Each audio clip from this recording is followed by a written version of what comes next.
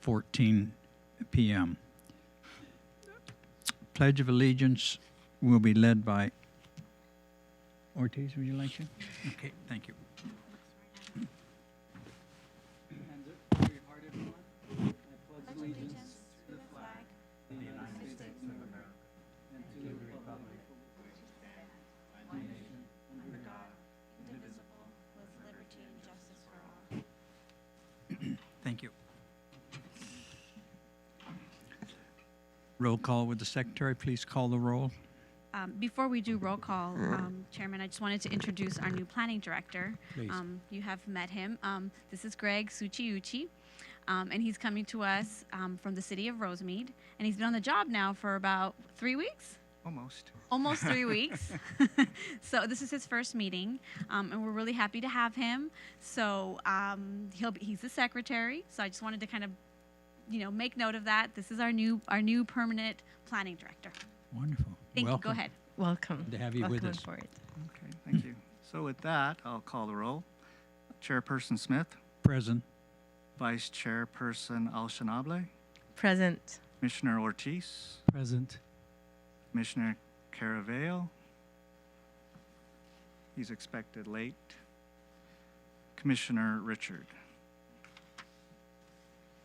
Oral communications. Please note the rules for meeting decorum on the screen. In the interest of time, these will not be read, but be advised that the Planning Commission will adhere to these standards.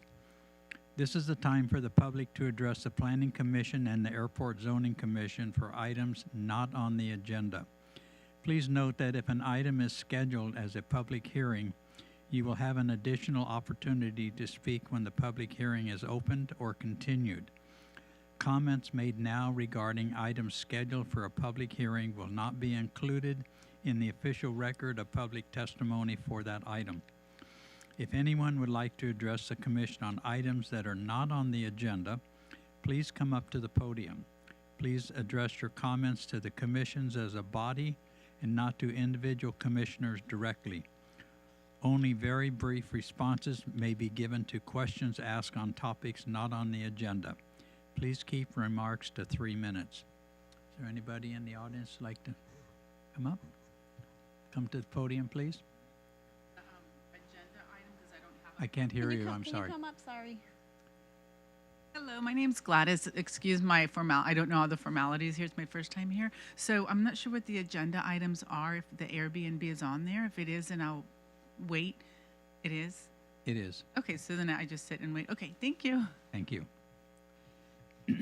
Seeing no one else, I will close oral communications. Planning Commission, Airport Zoning Commission consent calendar. Are there any items? No items? Items. Okay. We'll recess the Airport Zoning Commission and have the Planning Commission consent calendar. Are there any items? No items. Continued public hearings. Zone Text Amendment 2019-ZA05. Now is the time and place to open the public hearing to consider Zone Text Amendment number 2019-ZA05. Associate Planner Maria Majeric will present a staff report. Good evening, Commissioners. I have a very short staff report. As you know, we had a workshop on October 16th of 2019, just a couple of months ago, and we obtained input from the Commission to develop a short-term rental ordinance, and we have provided you and the audience and the public with a draft. And what I wanted to do is just show you a short slide with some of the things that you had requested us to permit and not permit, and what was eligible and what wasn't in terms of units. And we want to make sure that we captured everything within the ordinance. And with that, we'd like to receive your input on the draft that we submitted. Oh, just a moment. If I could just add, so we are going to have the public hearing today. We noticed the public hearing, but because it's still being reviewed also by department heads, it is just a draft, and we do want to continue the public hearing. So this is kind of your first opportunity to to provide us a little bit of direction, if you so desire. But it is, like I said, still being reviewed internally, so there might be more changes, and our intention is to open it up and then continue it to the next meeting. So just wanted to note that. Okay, thank you. All right. So in the draft, as we noted, we're allowing hosted, unhosted, and vacation rentals up to 90 days in residential zones. For commercial and industrial zones, the only thing that would have been prohibited would be vacation rentals. In terms of the eligible units, the list of those 6 that are on your screen: single family, duplexes, condominiums, meaning they're individually owned, triplexes, PUDs or planned unit developments that do not have more than 4 units, and also multifamily residential dwellings with no more than 4 units. In terms of prohibited units, we made sure that the ordinance clarified that Section 8 housing, accessory dwelling units, and any related structures to ADUs, and properties with more than 4 units, for instance, apartment buildings, would not be eligible for short-term rentals. And within the draft, we've put in some regulations in terms of prohibiting activities such as parties, and large congregations of people, to avoid any issues with parking and noise and the health and safety of the neighborhood. Those are the highlights that we hope we captured from your input in our first workshop.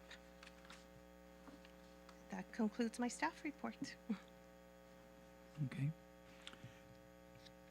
Does the Planning Commission have any questions for the staff? This is the time for questions of the staff only. I have a question. So on the, what's eligible under the units, so the triplexes and multifamily, out of those, let's say there's a triplex, which would each one of them, all three of them, be eligible for the They would Vacation? be eligible, yes. Okay, so, all right, I'll save my comments for the section. Okay. Anyone else? Chairman, Yes. Commission, if you'd like to provide direction, you could do it at this time because we will continue the hearing. Okay. What will happen is if anyone wishes to speak now, they can speak now, or they can wait until the next meeting to speak. So there really won't be a discussion because there's not really a motion. Oh, Only okay. motion that we're going to ask for is direction and for continuing of the hearing. So if you'd Got like it. to provide direction now, that's okay. So to follow up on that then, I do believe that we should consider reducing the number, like for a triplex, to have a maximum of 2 units as opposed to all 3 units on the property. Primarily for the reason of minimizing the reduction of housing stock. That would be my concern.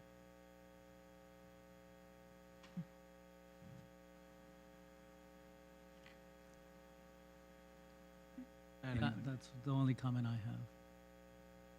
I had a question. Just when I see where permitted, I'm not sure. When we talked about vacation rentals in the last meeting, were we doing this on a trial basis, or was this the one we were doing on a trial basis, or were we actually allowing vacation rentals to still be there up to 90 days? Just wanted a clarification to make sure that we had this just as a trial basis for that.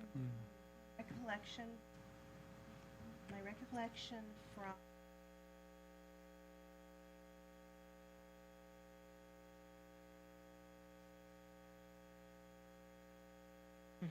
revisit to see if there were any problems, what we learned, and changes that may need to occur. Thank you. Okay.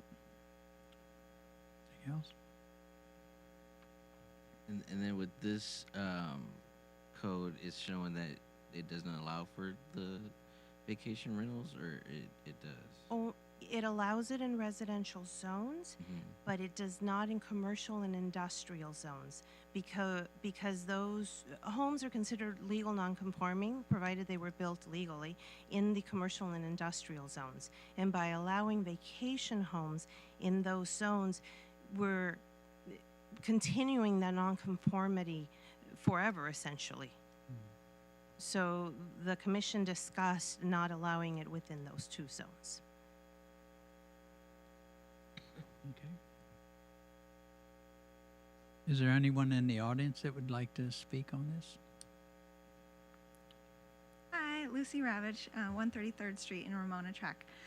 So I live in a triplex. I'm the owner, and I do operate the Airbnb, one of the Airbnbs. I list on Booking.com, VRBO, HomeAway, several different sites, and there's a few different points that I wanted to have for clarification and also maybe amend. The proof of property insurance that covers up to $2 million per occurrence for fire, hazard, and liability. I just wanted to make sure I knew what that meant. Like, do you want $2 million, like, or just, my husband was like, up to, that means like if your property's worth $1 million, you have $1 million in insurance. Anyway, it would be nice to have clarification on that. And then for eligible units, I kind of don't understand why accessory dwelling units are not included in the group, but luckily I'm not in, part of that, but I just wonder why. I can give an explanation on that. Okay. Accessory units have been mandated, especially now, as a requirement by the state of California, and the main purpose of passing the at least the latest law and the prior law was to try to promote building of these accessory units to build more housing Alleviate stock. the- okay. So by making them vacation rentals, you kind of remove that from the main Okay. idea. And the last one, it's actually very important. Part of the operational requirements, it's 17.74.050, number F, or letter F. Permits shall retain a guest logbook that includes name, phone number, home address, guest license plate number of traveling by car, and dates of stay for all guests. That information in the logbook shall be furnished to the city upon request. When I go through these different travel sites, I don't get all that information, so I couldn't provide it to the city unless I'm having each person sign in and they write their home address and all of that stuff. And I feel like that might be a little bit too much of privacy information given. So I know that I looked at all of the different variations of, and I do get a name and how much I'm getting and the address, or not the address. I get a phone number, and that's about the most information. One of the sites, VRBO, gives me an email address as well. Sometimes they give me an email address instead of the phone number. So I think it should be name, dates of stay, the hosting platform booked from, and if you need something else, a phone number. So that's just my inputs on that little piece. So thank you so much. Thank you. Is there anyone else? Hi, I'm new. I'm new to Hawthorne too, about a couple years. So the reason I'm here, again, my name's Gladys, is because I'm new to the city and I want to learn, like you, the regulations. So I had a Los Angeles County license to start an Airbnb, and then I quickly found out it's Hawthorne based. So I came here to get further information. So for me, I have an Airbnb for 6 months, and then I was told to stop it because I guess this is still in the draft. So a couple questions I have. I understand that it is a draft, so for the Airbnb, my challenges would be what she said also. I'm sorry about your name, but when you book it, if it is approved in the city, you do have a name, email or phone number, and then sometimes they rent cars, so you really don't have, well, I guess you could get the license, but so it's difficult sometimes to get all the information if you have a log. I guess question is, if someone has a home and they long-term versus short-term, so you can rent a home or a room, I mean, you can rent a room from your home, and that's legal right now. I just wanted to confirm that. Is that where it is right now for people who own homes versus like an Airbnb, which is what this vacation rental is, just for definition purposes? Is that what you guys are calling the vacation rental Airbnb? Would you like me to go ahead and answer that? Please. Yes, this ordinance deals with home sharing, Okay. and short-term rentals which can be home sharing or it can be vacation rentals, and those are for stays that are less than 30. Okay, yep, I understood If you're that. for long-term, it would not be covered by this ordinance. Long-term is outside the reach of this ordinance. Okay, That would got be it. a lease, Okay. of your property. Okay, and long-term. I just wanted clarification. Also, the last thing is when you do decide to move forward, I know LA County has done so, how will we be notified so that we can come get like a license once this is in place and organized, or I guess approved by everybody? Is there a tentative date? Well, we're having another hearing in January. This will be continued. Okay, got it. And I would suggest that you perhaps contact the planning department and have agendas sent to you so that you could see if this issue's on their agenda, and then you can kind of track the process that way. So that's one thing you could do. Okay. Or to the clerk's office. Actually, does it go to planning with our agendas? Is it the clerk or planning department that takes the list? I think it's a planning department. So leave us your name and your email, and we can send you the agendas whenever Okay. they come out. Okay, and lastly, my neighbor's not here, but she wanted, on behalf of her, she's in Cerise Apartment F, where I live, 13626. So she, her input is, as a single mother, her Airbnb adds value to her because obviously, as a single mom, she can use the finances. I think as Hawthorne, like I said, I'm new. I really like what changes are happening with down the street with the stadium. I think that you might hear more about people with Airbnb, which will bring more people here from, the Airbnb, usually our international folks that love to travel. So that would help to expose Hawthorne with the Airbnbs. And like I said, the stadium and then the Clippers. So I think that you guys are all doing a great job from what I've learned so far, and the opportunity for people coming to utilize Airbnb is, I think, attractive for the city. So hopefully it'll bring more income too. So thank you for listening. Thanks. Thank you.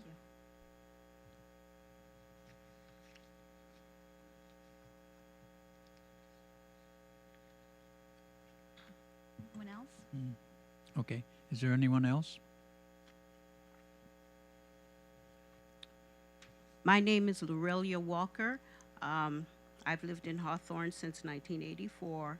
I actually am not in favor of these short-term rentals. I think we have plenty of hotels and motels in Hawthorne. In fact, the area near Imperial and Hawthorne Boulevard was designated as a hospitality corridor. So we are already providing hospitality. We have these new Courtyard by Marriott and the Town Place by Marriott, which provide kitchens. I think the last hearing somebody spoke about families coming and wanting to stay someplace where they could cook, and that is already being provided. These short-term rentals, to me, they minimize the housing stock. We're trying to be a city that has more people living in Hawthorne as opposed to rentals, and I would like the Planning Commission to encourage that. Should you, on the other hand, decide that you want to allow short-term rentals, I think they should be certainly no more than 14 days, short-term. I think there should be no multiple bookings. Having people who own triplexes or 4 units, having all the units taken care of, that's practically running a hotel. And I would emphasize, I really think the short-term rentals should be hosted. I think the people who are already doing the hosting and they're using their duplex to rent out 1 unit or their second units, that's fine. But they need to be hosted. People need to be on the property, so if there's a problem on the behalf of the tenant or the neighbors with music, you have somebody that you can appeal to. I think they must be hosted. And I think you should prohibit all of the vacation rentals up to 90 days. That seems like a long time to have somebody staying. And it's not really a rental, it's short-term. 90 days is not short-term. Thank you. Thank you. Is there anyone else?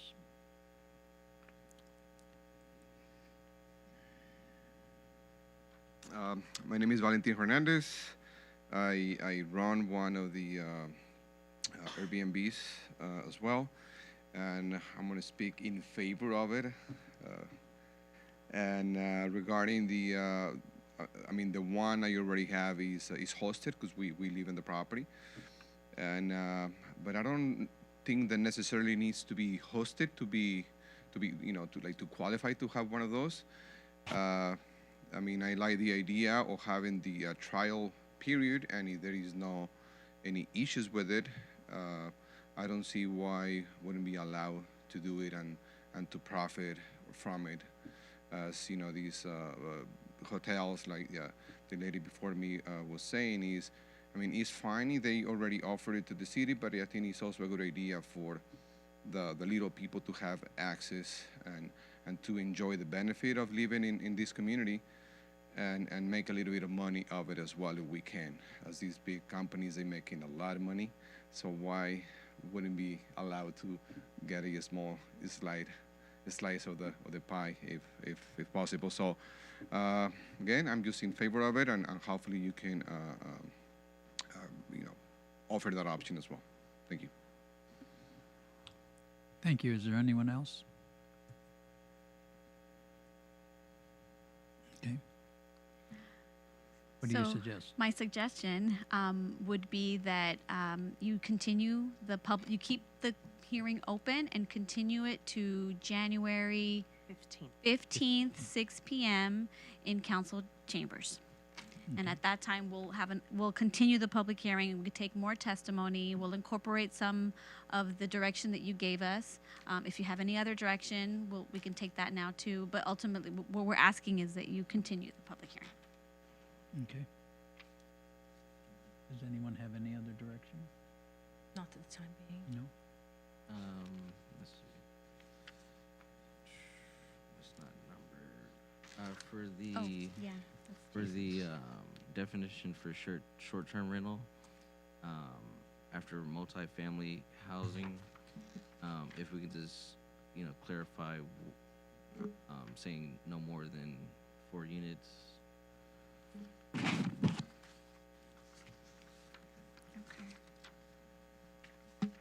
And then number 7, under 17.74.020, the permit required.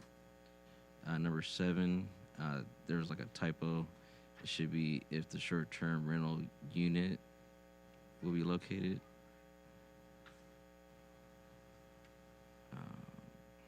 And then I was thinking because I know some HOAs, they might, at the time of creating the CCNRs, it might not specifically say that, they can't have an Airbnb. So should we ask for HOA approval? That's a question to the. I think we had talked about that, didn't we, in the last? Maria, do you recall us? We did discussing. speak about Okay. HOAs and obtaining approval. Okay. Okay, so we can just ask for the actual approval instead of it having it stated in the CCNRs because it might not be in there. Okay. Okay. Okay. So what you're looking for is like some sort of letter on HOA letterhead, something written, something from the HOA, not necessarily from the applicant. Because the way it's written now, it's the applicant would be attesting that it's not prohibited. They're going to make that representation. So are you saying that you're looking for something that would come directly from the HOA? Yes. Okay, Yeah. got it. I think that's a good idea, yeah. And then what's this? Under 8B, or it might just be B. D? I'm sorry, 8B, Commissioner? Yes. Excuse me. Let's see. It's talking about like the fees for it. I was just trying to see if they like applied for it in November. Like, is it prorated or is it like a set fee for the permit? Sorry, I didn't catch the I question. the business license permit? Yes.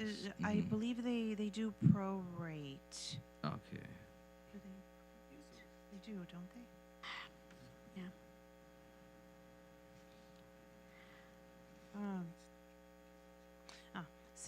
It sounds that they do charge the regular fee regardless of when they come in. Okay. It's a flat fee then. I don't remember. And that was it. Thank you. Through the chair, just one thing really quickly. For operational requirements under item F, as the young lady stated, is there a necessity that we ask for the address? I mean, I'm just wondering. I mean, legally, is there F? necessity to I ask for the person's address? I think the idea here was that should something happen and it's discovered later that a guest may have been responsible, we want to have as Right. much information about that guest so that Oh. we could do, whatever appropriate action we had to take. I'm thinking something with the police department, something like that. That's the idea, is that the more information we have about a person that stayed there that may or may not have been involved in some sort of an activity in the city, if we have it, then we can find them. That's the idea. Makes sense to me. Yeah. I mean, It also makes it easier for code enforcement, especially with the vehicle license Yeah. plate number. To look We're at. requiring one parking space on site for each guest, so if it's out in the street and then we get a call for limited parking, it makes it that much easier to enforce the prohibitions you're adopting. thank you. I had another That makes question sense. on that. So would code enforcement be citing the owner of the property or the person utilizing It really depends. That would be up to the code enforcement officer. They have discretion. in some case, in most cases, the property owner is responsible as well. So there could be a citation issued to the property owner as well as the guest. Okay.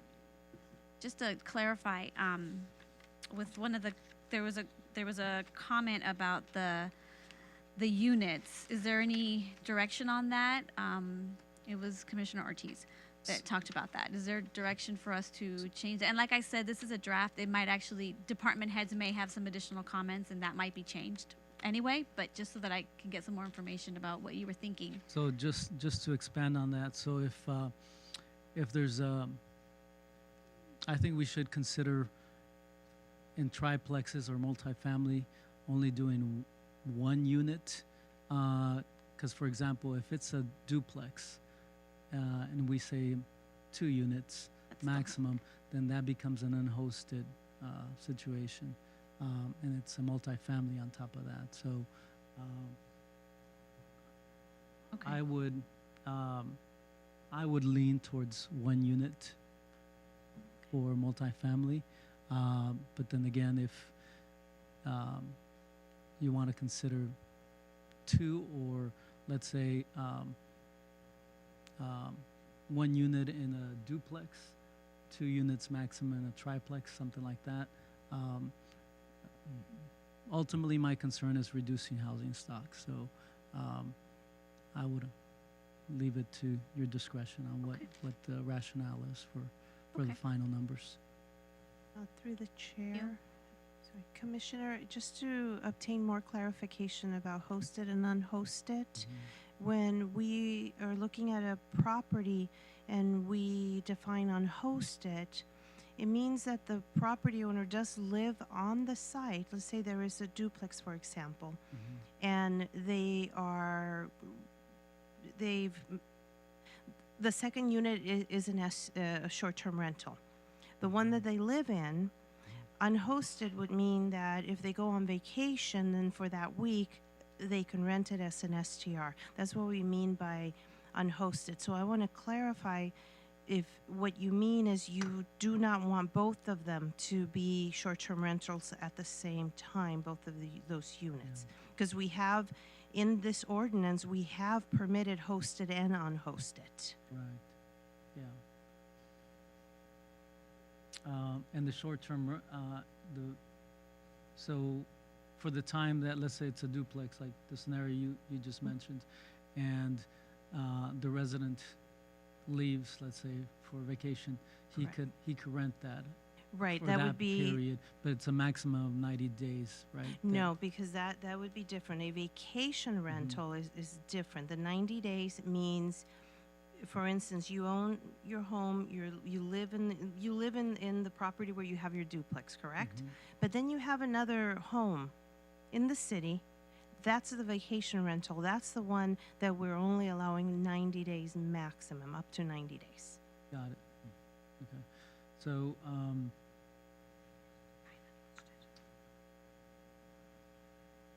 yeah, that's I think still 1 unit. If it's a duplex, 1 unit maximum at a time. Okay. Yeah, that's what I think. I don't know what the rest of the commissioners believe. Whether hosted or unhosted. Yeah. Just for clarification on that, wouldn't that be taken care of by the no double booking idea? If we have a duplex and you couldn't rent out both at the same time, so we wouldn't so much have to say you could not. We wouldn't have to make any extra changes. We can just leave it under the no double booking at that point. Does that cover? I'm not sure if the Melissa, we could probably clarify it, right? Yeah, we probably do. I think the way that we were looking at it is with the multiple big bookings, it would be for 1 unit, right? Not necessarily for if it's a duplex, one of them would be a unit and the other is another unit. So you wouldn't be able to have multiple bookings, meaning in the same unit. Let's say it's a 3-bedroom. And so you wouldn't have 2 bedrooms rented to one person and then another to another party. That's what we meant. That was the intention of the multiple bookings. But we'll do a little bit of reworking to make it clear. Right. because I think it's a little bit different what you're Yeah. speaking of. It is. So we'll try to change that. Right. Yeah. We'll work on Okay. clarifying that. I mean, I have a question, and then based on that answer, I think I might have a different view on this. Are we ever going to have a cap on the percentage of homes within the city of Hawthorne that we allow Airbnbs or vacation rentals? We talked about a cap actually when we did. made our presentation, but that wasn't something that I think we got clear guidance on. So at this time, there's no cap. The cap is more so on, it's not even a cap, it's just restrictions on the type of dwellings that can utilize it. And that's almost like a natural cap, right? Because only so many units that will be, or dwellings that will be eligible. But we had no maximum for the city, like a citywide cap. We didn't have that. We don't have that in here. And through the chair. And the discussion when we had the workshop was how do we envision a cap? You know, if you come into the city before your neighbor comes in, so then you get the advantage of receiving the license, but the neighbor does not. So that seemed a little problematic. And how did we make it equitable for everyone? So that was part of the discussion with the cap that was a bit problematic. Right. And that the natural cap was reducing it to the types of units that would be eligible. And of course, again, we're not saying like there are certain areas that are going to have more or certain areas that are within the city of Hawthorne that are going to have less. So it's, I mean, there's no cap as it exists right now. Even by neighborhood, we did Yeah. not put a cap. That's Okay. correct. Correct. I mean, still, even with that information, I may, with all due respect, disagree a little bit on the triplex. But then if we had a cap, we'd know that it wasn't going to ever exceed certain number of units that are being used. But I would still go for allowing a triplex. I mean, that's my personal opinion. Of course, it's, yeah. I think my other concern is there's certain communities that are made up primarily of triplexes or duplexes. For example, is it Badger Park? No, between Hawthorne and Prairie Avenue. Yeah. That's primarily duplexes and triplexes. So in theory, I mean, a lot more rentals, Airbnbs would be happening in that neighborhood. So that's another concern. So I still Yeah. think that we should limit it to one in a duplex, maybe two in a triplex, and that would be the maximum. And in a fourplex, that two as well. Yeah.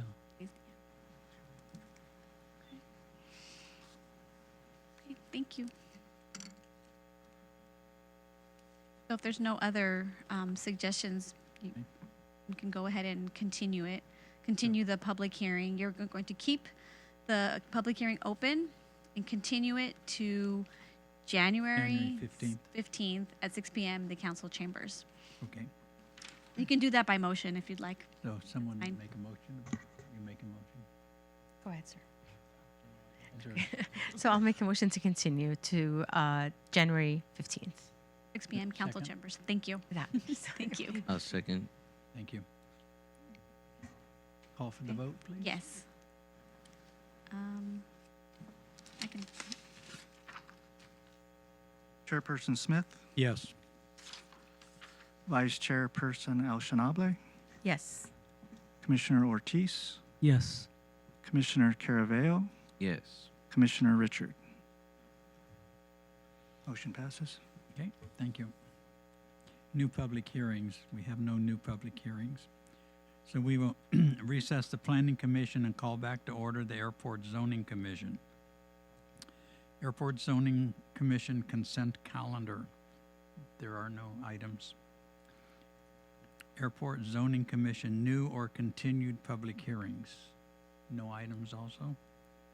So we'll call back to order the Planning Commission concurrently with the Airport Zoning Commission.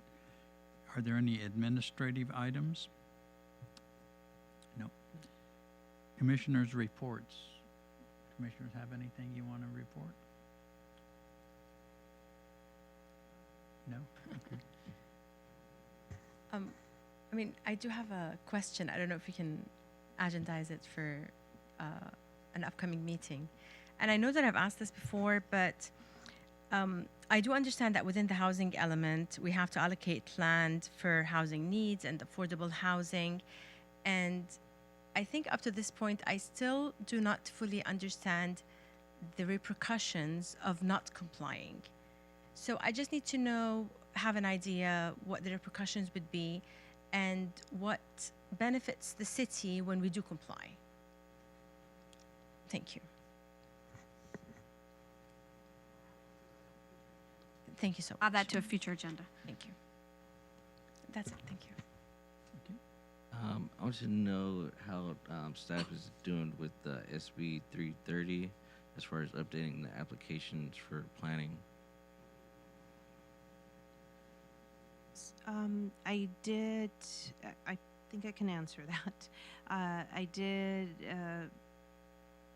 was online listening to the AB 330 regulations, and the application requirements are pretty extensive, to the point that when a developer comes in and asks for, multiple homes to be developed, or we only have a certain amount of times that we can ask them for information and materials that we need. So our application has to be pretty extensive and very clear, and we're not there yet. So we do have to work on that to make sure that we are meeting that and we don't miss an opportunity, because then the developer will be able to go ahead and develop. Did I answer that? Yes. Okay. Do you know if we would have it before the deadline or before? I will discuss with our planning director, and I think we need to have our building and safety department part of that discussion as well. So we can try not to miss that deadline. Okay. Okay. Yeah, that was it. Anything? Check. Question. For landscaping throughout the city, this is probably more for public works, but maybe you could provide feedback on this. Usually when, this actually also applies to development projects. Initially, when the project's developed, either public works or private, multifamily, or commercial, landscaping looks great. Over time, landscaping starts dying, and it's never replaced. It's maintained, but it's never replaced. So it starts looking worse and worse, and it might still be maintained. There's no weeds, nothing like that, but it looks, there's a far cry from what it initially looked like. So does Public Works have is it part of their standards to replace landscape when it dies, or is it just maintaining? That's part one. When it comes to for development, is it in our standards that projects have to maintain their landscaping, replace their landscape? I guess that would be the key word. So I don't know if something to consider for development standards. For the development standards, if it was required, then they're not doing it, it's a code enforcement issue, so we can enforce it. Yeah, but I think the key is replacement. Usually maintenance is required, but not replacing or maintaining the original. Well, because a lot of plans, when they come in, they have to identify the type of landscaping that they have, so we can enforce the replacement of it because we approved it in the plans. Yeah. And so as far as city-owned landscaping, if you know of a spot that needs some assistance, we'll get right on it. Yeah, I'm on the private development side though. Is that something that's in the ordinance that landscaping has to be replaced, or is it just maintained? That's one of my questions. I'll verify it, but Okay. it's required. Okay. Period. So if it's not there, or if they were required to have landscaping, they told us they're going to have a rose bush, and the rose bush is no longer there, and they only have grass. That's an issue. Okay.